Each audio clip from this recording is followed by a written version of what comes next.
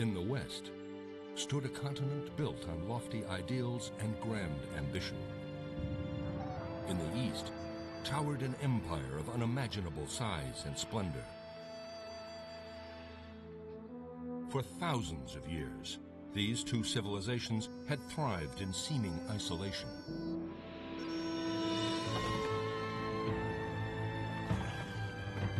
Two men stepped into the void. Marco Polo was lured by the promise of unprecedented wealth. Sven Hedin by a thirst for adventure and the trappings of world fame. Confronted by the most daunting terrain on Earth, they went in search of the impossible. A lasting connection between East and West along the old Silk Road.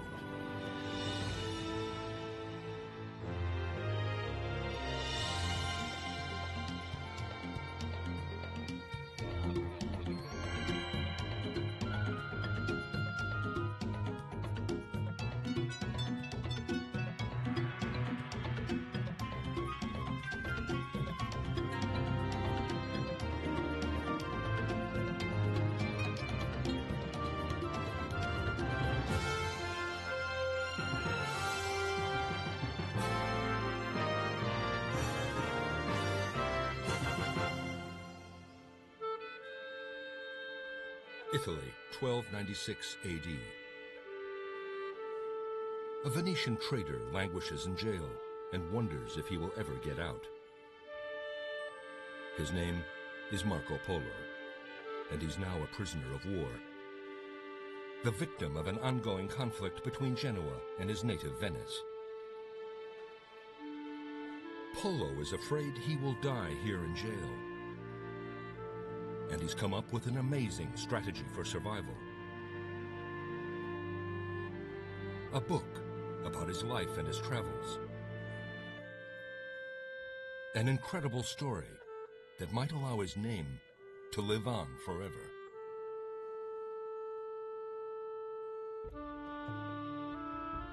There has been no man, Christian or pagan, Mongol or Indian, or of any race whatsoever, who has known or explored so much of the world and its great wonders as have I, Marco Polo. He writes about his incredible trek across lethal mountains and deserts to Cathay, modern-day China, a magical country at the end of the earth. A land so wealthy that its ruler could entertain 40,000 guests at a time. A civilization so advanced, they could predict the movement of the heavens. A culture so generous that husbands even shared their wives with strangers.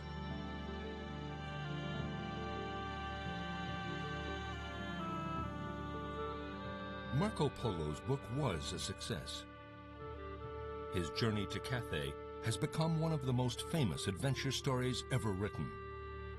But it is full of such incredible tales of discovery and intrigue that it leaves everyone wondering the same thing. Could it possibly be true? Or is Polo's adventure along the old Silk Road actually a masterpiece of the imagination?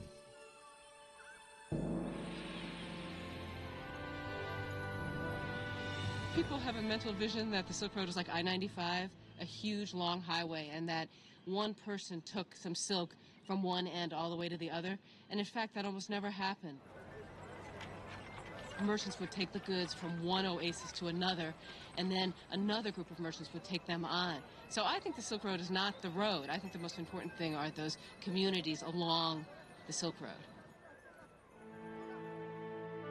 For nearly 1,000 years, these communities thrived.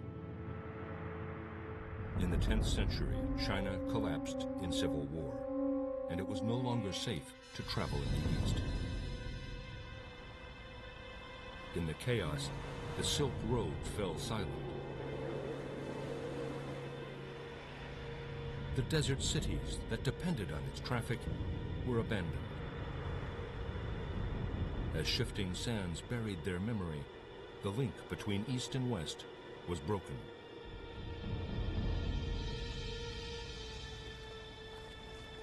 "350 years later, in 1254, a young boy named Marco Polo was born in Venice, Italy.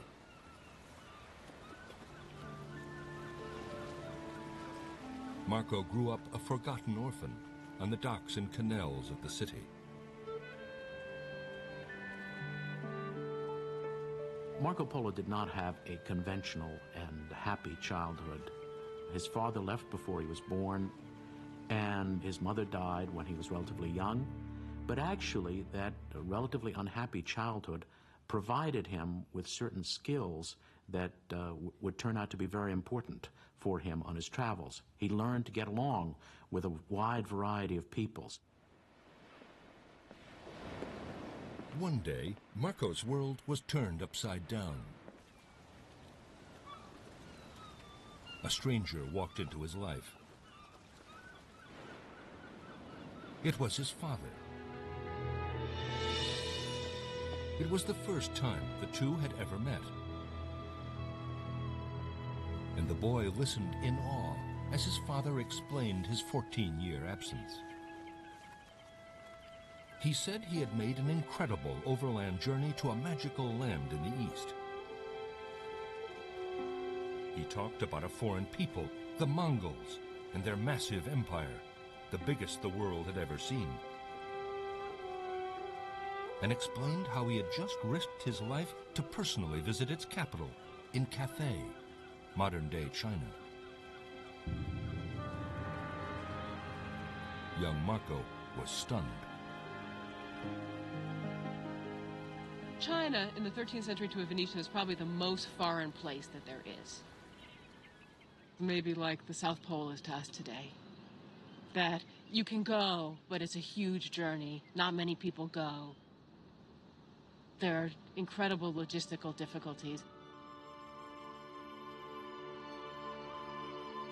Marco's father also claimed to have risen to favor with Kublai Khan, the new Mongol king. He insisted he was sitting on a gold mine. For with the Khan's favor, he would have prime access to all the treasures of the East. If the Polos could make it to China and back again, they'd be able to re-establish overland trade links between two very wealthy civilizations. The sudden reappearance of his father must have stimulated him to think about perhaps joining them on a travel of his own. Going to China for Marco Polo would be the most extraordinary adventure of his entire life. They probably don't suspect they're going to get all the way to China, but I think there's enough talk at the time about modern, what's now Turkey or what's now Iran, that he would have been very excited.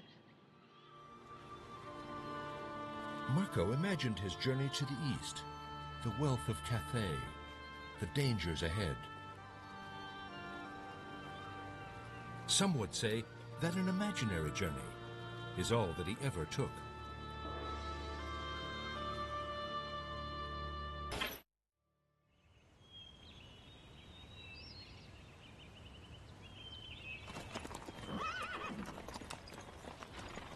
According to his story, Marco Polo set off for China in 1271 AD. A merchant in search of the world's wealthiest market. His 5,000-mile overland journey took him through Tabriz, Baghdad, Hormuz, the great bazaars of the Middle East, where the trading energy of the old Silk Road is still alive. Marco was encouraged by what he saw. Traveling merchants can make very good money, for there is much gold and silk cloth of great value. Camping out in the open at night, Marco was careful to protect his profits. Anybody who traveled on the Silk Roads had to be really quite brave and courageous. Many people just didn't make it, in part because of banditry all along the route. One night in Persia, Polo claims to have been robbed. Many of his caravan were killed. Marco was lucky to get away with his life. It's not as simple as taking a plane in Venice and hopping over to Beijing. This was a long, long and demanding journey. After a grueling trek through modern-day Iran and Afghanistan, Polo describes his confrontation with the Pamirs, the infamous mountain range that separates east and west.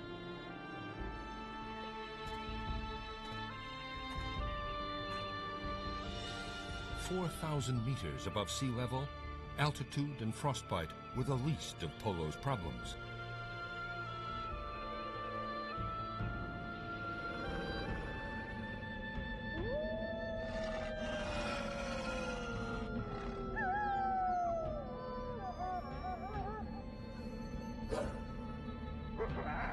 There are innumerable wolves, and the bones of their kill are stacked by the roadside to serve as landmarks to travelers in the bleak winter.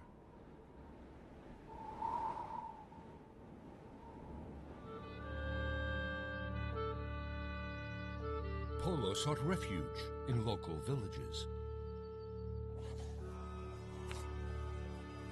I give you my word that if a stranger comes to a house here to seek hospitality, he receives a very warm welcome. The host bids his wife do everything that the guest wishes. The women are beautiful, vivacious, and always ready to please. Marco Polo's description of these enticing beauties of the East, of their being so subservient, fits in with a pattern that has continued throughout the ages of Eastern women having some sort of exotic and erotic appeal.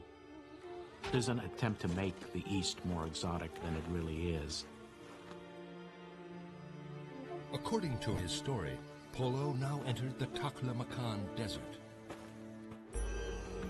the most forbidding obstacle along the old Silk Road. With 1,000-foot-high dunes and swirling sandstorms, the Taklamakan is 600 miles of hell. The Chinese call it the Desert of Death. The temperature of the desert is formidable. In the summer, the temperature can reach up to 130 degrees Fahrenheit.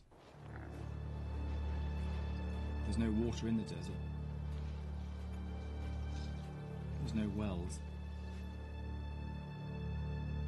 So you're walking through a sea of sand, and it's very difficult to think that you might come out the other end. It is here that Polo and his story walk into a heated controversy. Did Polo really make it across the Taklamakan into China? Or is the story of his arrival in the East a complete fabrication? Marco Polo has a format when he travels. He goes from city to city, he tells you where he is, and he tells you how far it is from one point to the next. When he goes to visit the Mongol capital, he departs from that format. He no longer tells you the cities in between where he is in North China and what's at the Mongol capital. So the effect when you're reading it is very abrupt. Did he go? How did he go? What cities are in between? And the only conclusion I can draw is he didn't go, that somebody told him about it and he just adds it in.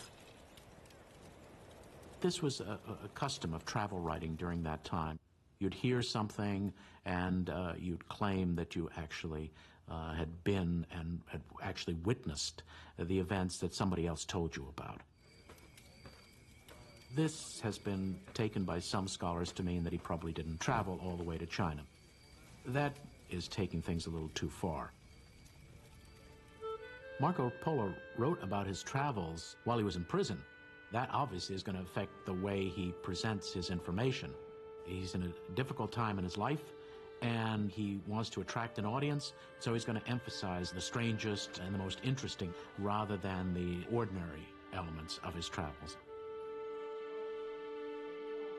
From his squalid cell in Italy, Marco wrote about the luxurious court of Kublai Khan, the Mongol king, which he supposedly reached in 1275. He told how in Chengdu, the city later immortalized as Xanadu, the trials of his 4-year journey suddenly seemed worthwhile.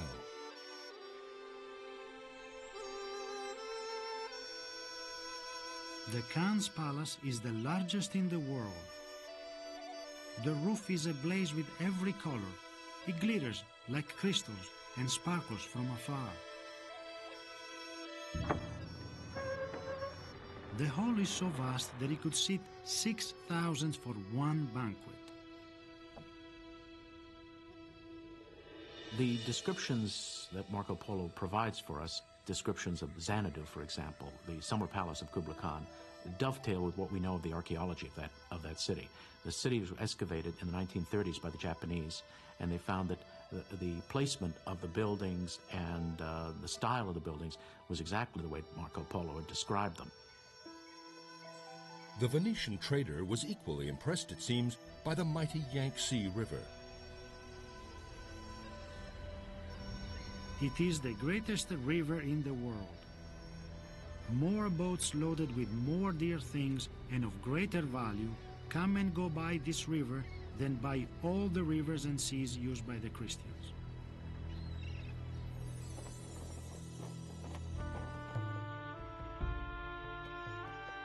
Marco could not have asked for more. He had made it safely to China. He had discovered a land of unimaginable wealth. His quest to establish a lucrative trade connection with the East was very much on course. It is here, on the threshold of his dream, that Marco's account turns fantastical. He says that he sees a fish that's 100 feet long that has fur on it. He describes how the animals bow to visitors at the Khan's court. Like the tigers come out and they take a bow on cue. So, it's just things that when you read it cannot have happened. The bizarre sections in Marco Polo of animal-headed people and strange-looking fish, this is something that's not unusual. The conventions of travel writing during that time fit in with the kind of mythologizing and fantasizing that Marco Polo includes.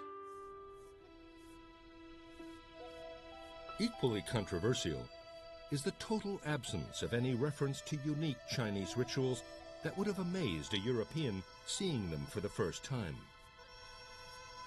Marco Polo does not mention certain characteristics of China, such as calligraphy, tea, bound feet, because Marco Polo lived among the Mongols. He dealt with Kublai Khan and the other members of the Mongol nobility.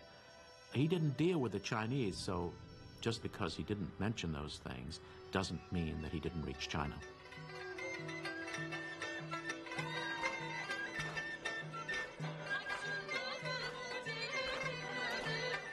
Marco Polo's defenders point to details which could not have been invented in Europe.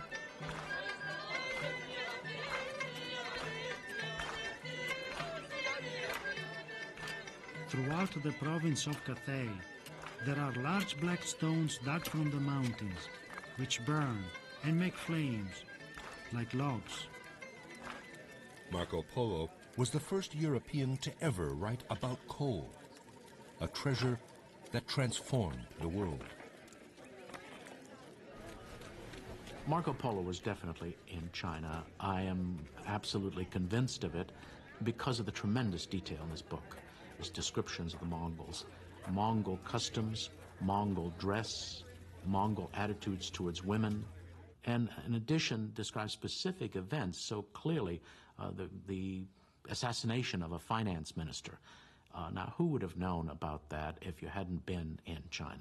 The reason I don't think Marco Polo went to China is that there are basic factual inaccuracies in the book. He says he's the governor of a town, and we have a list of governors of that town, Yangzhou, and he's not on the list. And the second is he says he's at a battle that took place in 1273, and we know the battle took place in 1268, which is before he gets there.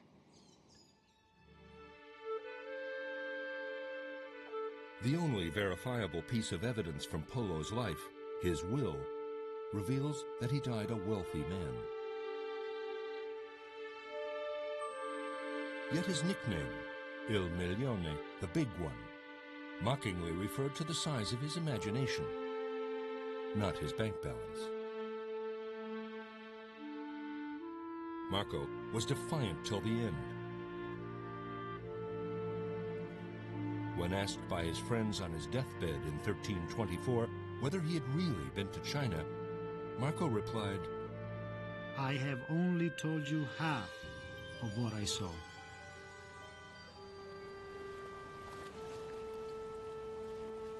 Marco Polo died surrounded by doubters. Yet his influence on the history of exploration is undisputed.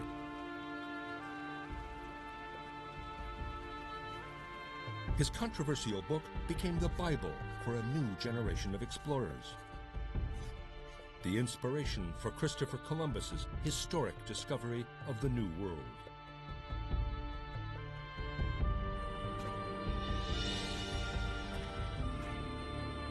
The greatest impact Marco Polo has on later explorers is planting the idea that you can go to exotic places and write about them and become famous. When you think about it, nobody before him is famous as an explorer. So he becomes the first famous explorer adventurer. Whether Marco Polo did make it to China or not, one thing is certain. His dream of pioneering a trade connection between East and West was never realized. China again dissolved into civil war, making travel in the East impossible. The tantalizing promise of the Silk Road once again faded into the past, craving fulfillment in another age.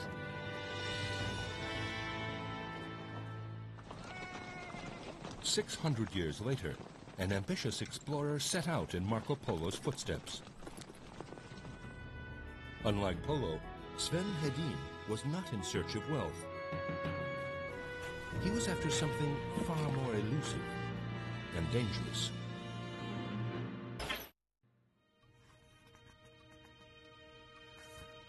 Stockholm, Sweden, 1949.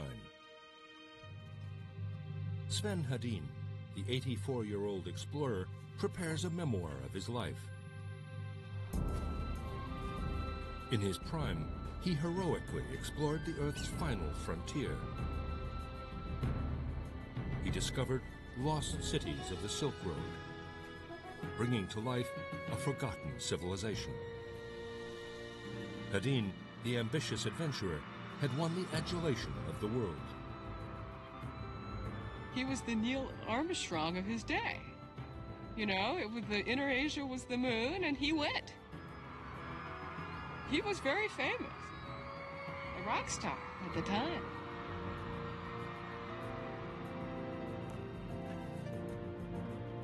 But his passion for the spotlight led to a very dangerous liaison. After the war, Sven Hedin was obliterated from the memory of Europe. He was a persona non grata. Nobody wanted to touch him after the Second World War. Sven Hedin was really a person who you couldn't associate with. In his memoir, Sven Hedin had one last chance to redeem himself. Would he exorcise the demons of his past? Or would he die a forgotten man?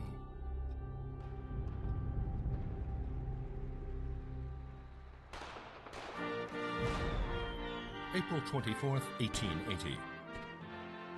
15-year-old Sven watches in awe as his childhood hero returns triumphant.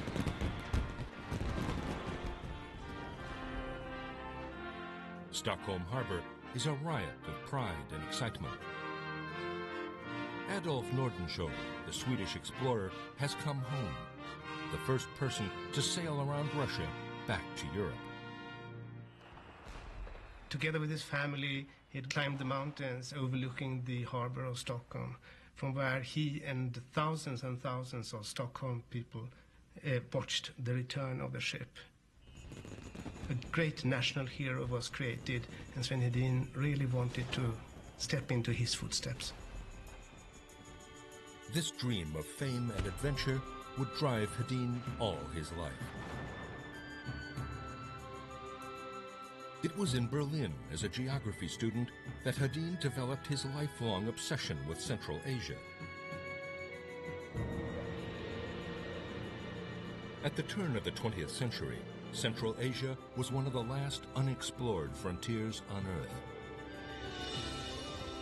The distant prize of aspiring explorers and world statesmen alike. For it was the center of a brooding Cold War, a race between Britain, Russia, and China to expand their empires in the region. With the eyes of the world focused on this remote land, it was the perfect stage for the ambitious Hedin to make his name as an explorer. At its heart was a massive sea of sand known as the Taklamakan. When Hedin decided on becoming an explorer, he wanted deserts. Explorers should climb dangerous mountains and they should cross dangerous deserts. That's what an explorer should do. So he found this Taklamakan, which, according to him, no one ever had crossed, in living memory at least. So he wanted to be the first, to walk on paths where no man ever walked before. Hedin was sure that beneath the Taklamakan's shifting sand lay ancient cities of the old Silk Road, which had been lost to the world for over 1,000 years.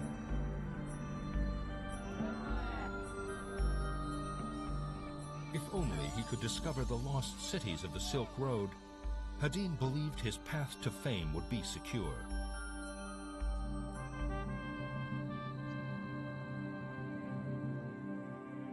In 1893, Hedin obtained funding from the King of Sweden to explore the uncharted extremes of Central Asia. But his imminent departure was bittersweet. Hedin was leaving behind the woman of his dreams. Millie Bruman was beautiful and very wealthy. Like Hedin, she was a romantic. He adored her. She was magnificent in her youth, innocence and beauty. She was blonde and had eyes of the most beautiful color. In Sven's mind, there was no doubt they would marry when he got back.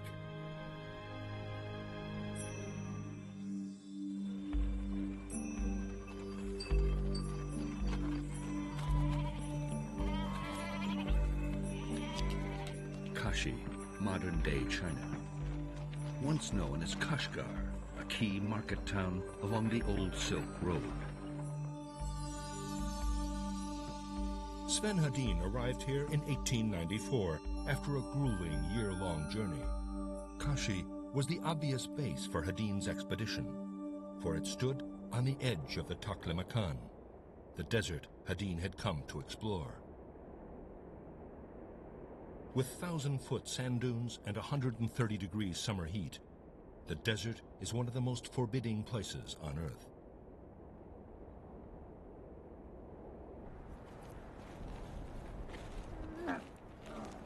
Hedin began to make careful preparations for an expedition into the desert when devastating news arrived. When he was sitting there waiting for his camels, there came a letter from home where somebody wrote that his love, Mille Maria Broman, was going to get engaged with somebody else. And his whole world shattered. And he writes about his desperation, that now nothing was worth anything. He would do this absolutely crazy thing. He would just venture into the desert and see what would come out of it. Hedin was heartbroken. Distraught and totally ill-equipped, he set off on a suicidal quest to find a lost city in the desert. He walked through the streets, and the people formed lines, and they cheered him, and they cried, and they said, "You'll go to the desert of death, and you'll never come out alive." And he walked through the streets with his laden camels, and people said, "His camels are too heavy, they'll not make it. He will not come back from the desert of death." And they walked out to the edge of the desert and disappeared. 1,000 heavy steps towards the goal, not one backwards, was my motto.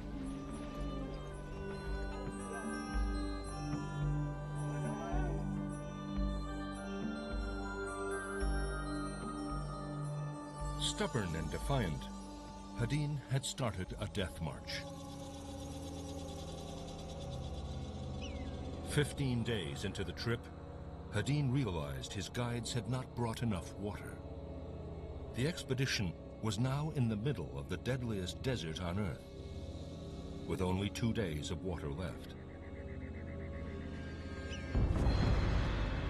Should they turn back or look for an oasis? Hedin, as ever, chose to push on. Straight into the Karabaran, an infamous storm that whips the sand into a punishing frenzy. His expedition was now lost in the dreaded Taklamakan.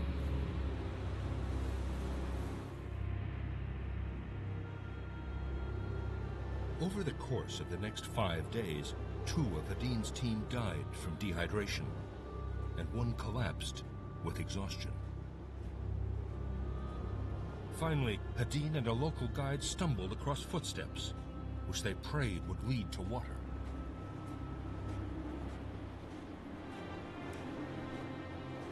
Why should I die in the embraces of this deceitful desert for an unfaithful girl? I will conquer the desert and return home a hero, and all my people will see it as a manly and courageous deed. But the footsteps were their own. They had walked in a circle. The guide gave up, leaving Hedin alone to crawl to a parched death. He struggled on.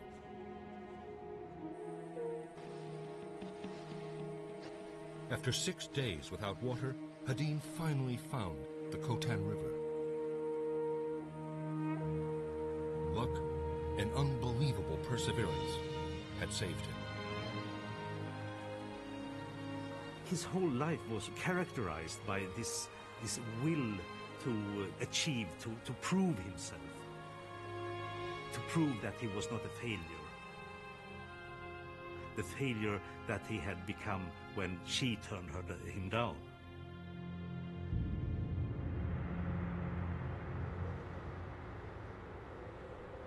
Six months after his first disaster, Hedin was back in the Taklamakan. More determined than ever to find the footsteps to fame.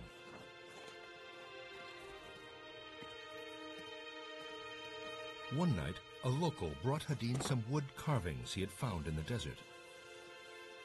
Mysterious objects which might lead him to the lost civilization buried beneath the sand.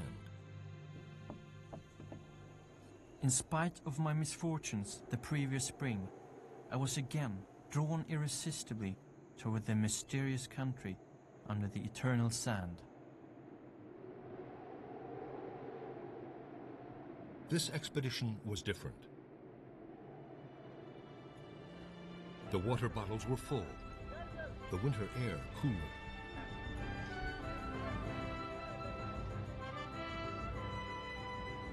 After a 5-day trek into the Taklamakan, Hedin finally came across signs of an abandoned city.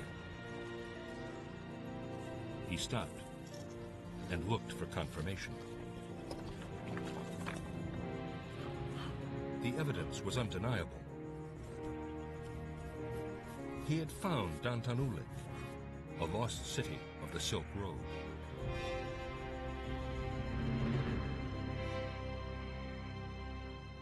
No explorer had an inkling up till now of the existence of this ancient city. Here I stand, like the prince in the enchanted wood, having wakened to new life a city which has slumbered for 1,000 years. Hedin's discovery was just a beginning. It started one of the greatest archaeological races of the 20th century.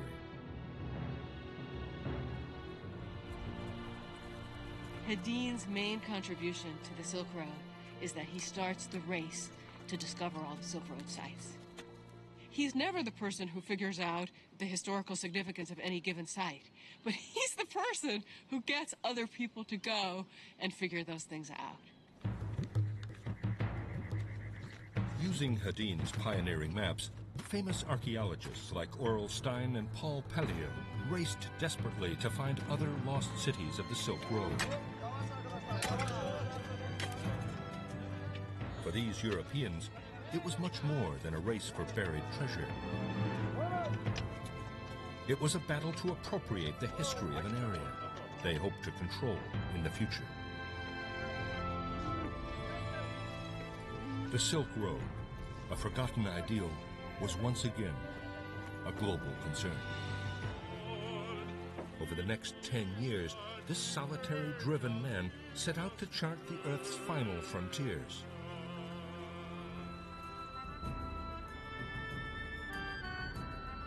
He traveled more than a third of the world's circumference,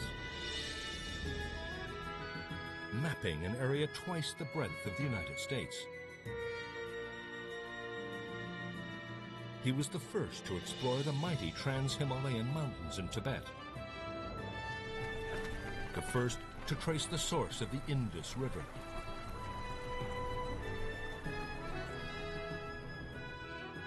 I think that the ideal of Sven Hedin was the strong and lonely man. He said that the best thing with the desert is that there are no people. A real man was a lonely man. His ideal was the lonely leader who took his responsibility and did great things for the nation, for mankind. As he put Central Asia and the Silk Road back on the world's map, Hedin became one of the most celebrated explorers of the day.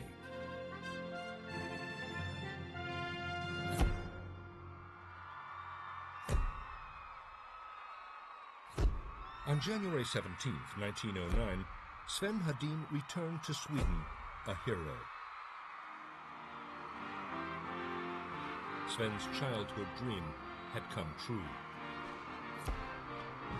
Thousands of Swedes were there to greet him, just as they were for Nordenskjöld 30 years earlier. But it still wasn't enough. The joy I felt to be reunited with my parents and siblings and to be greeted by the old king was darkened because she was not there to greet me. Alone in his moment of triumph, Hedin craved adulation on an even larger stage. It was a path that would ultimately end in tragedy.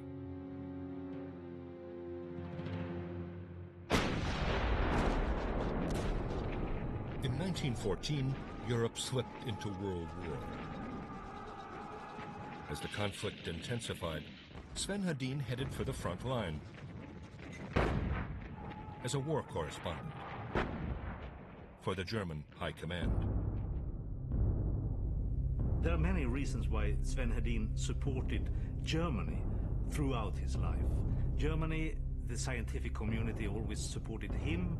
He came from a background in Stockholm where one always were close to the Germans. So that was a natural thing. But the really decisive factor was his belief in geopolitics. Like many Swedes, Hedin believed that Germany was the only power capable of protecting Sweden from a Russian invasion.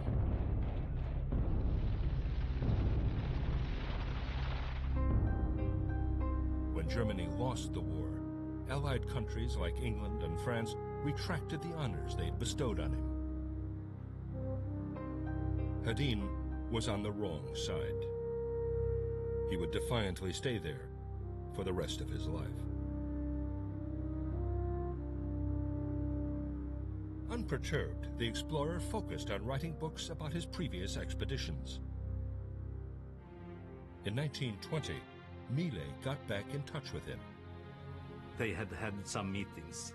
She had children, and she wrote a letter to him that she could never forget him. He was the love of her life. And couldn't they get back together?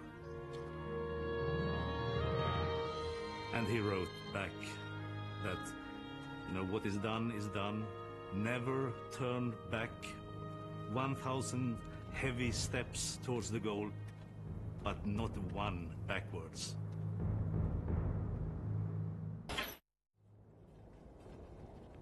Hedin returned to Central Asia, the region he now called his frozen bride. She has held me captive in her cold embrace, and out of jealousy would not let me love any other. And I have been faithful to her. That is certain. Hedin's new project was to draw up maps for a revolutionary new Silk Road. A massive motorway that would run 5,000 miles from Peking all the way to Vienna.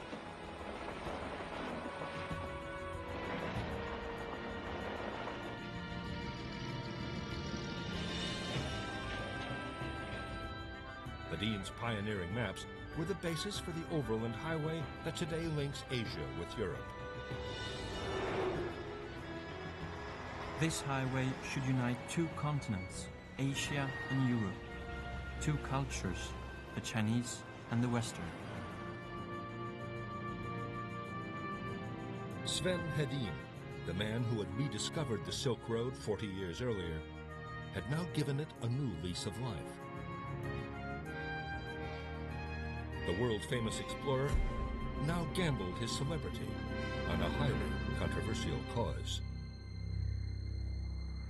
Hedin's achievements had attracted influential admirers. One was Adolf Hitler. There was a special relation between Sven Hedin and Adolf Hitler, who had only had two heroes in his life, and one of them was Sven Hedin. It was Sven Hedin's stories what had kind of awakened the young Adolf Hitler to the world. So when they met in the 30s and the beginning of the 40s, Hitler wanted to talk about all the heroic things that Sven Hedin had done. Hedin, the attention seeker, was flattered. In 1936, he gave the opening speech at the Olympic Games in Berlin. For Hedin, Germany had always been a symbol of honor and discipline. He would refuse to see that the Third Reich was the cause of the horrors to come. In 1945, when the atrocities of Hitler's regime were undisputed, Hedin chose to ignore them. He was always very naively attracted to these men of power, and it's never as glaring as when it comes to Adolf Hitler. Sven Hedin simply didn't want to see that this was an evil man. 1,000 heavy steps towards the goal, not one back. The motto that led Hedin to triumph in the desert now led him to disgrace in Europe. An unrepentant Nazi sympathizer, Hedin was an international outcast. Banished from the world stage, the defiant explorer wrote about his past in the limelight. Hedin sent a letter to a friend's 15-year-old daughter. I understand that you will speak at school about my travels in Asia.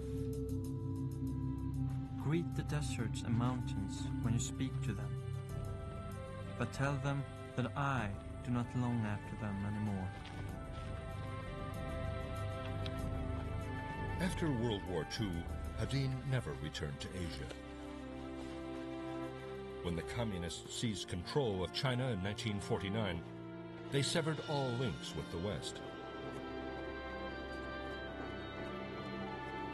The Silk Road, Hedin's lifelong obsession, was once again abandoned.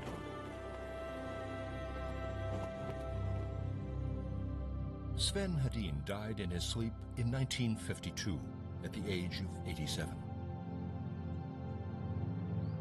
By his bed was a photo of his beloved Mille